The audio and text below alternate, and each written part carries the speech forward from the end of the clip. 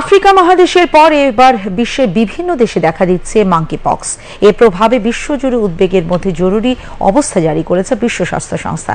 এরই মধ্যে পাকিস্তানে এমপক্স ভাইরাসের প্রথম সংক্রমণ শনাক্ত হয়েছে। ইতিমধ্যে বাংলাদেশে মাঙ্কি পক্সের সংক্রমণ প্রতিরোধে বিমানবন্দর এবং বিভিন্ন স্থলবন্দরে সতর্কতা জারি করা হয়েছে। রিপোর্ট খালিদ আহসানের। স্বাস্থ্য সংস্থার তথ্য অনুযায়ী এবছর এখন পর্যন্ত কেবল আফ্রিকা মহাদেশেই মাঙ্কি পক্সে আক্রান্তের সংখ্যা 17,000 ছাড়িয়েছে। এ রোগে এখন পর্যন্ত 500 জনের বেশি মানুষের মৃত্যু হয়েছে। মাঙ্কি পক্স সাধারণত এক ধরনের ভাইরাল সংক্রমণ। জ্বর ছাড়াও এই রোগে ফুসকা তৈরি হয়, যা থেকে একসময় রোগীর মৃত্যু পর্যন্ত হতে পারে। বিশেষত শিশুদের এই রোগে আক্রান্ত হওয়ার সম্ভাবনা বেশি। আক্রান্তের সময় প্রথম 4-5 দিন জ্বর থাকে, সঙ্গে মাথা ব্যথা ও র্যাশ দেখা দেয়। জ্বর শুরু হওয়ার 2 দিনের মধ্যে চামড়া ফাটতে থাকে, হাতের তালু পায়ের তলায় ফুসকা পড়তে শুরু করে। ধীরে ধীরে সংক্রমণ ছড়িয়ে পড়ে চোখ সহ অন্যান্য অঙ্গে।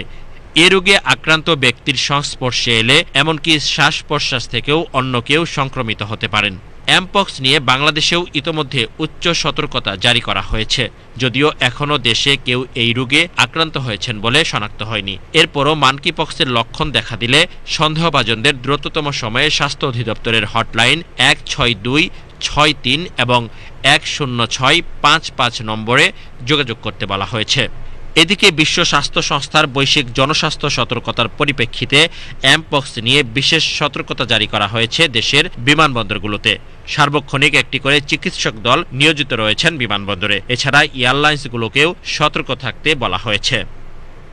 খালিদ আহসান, বাংলাদেশ টেলিভিশন।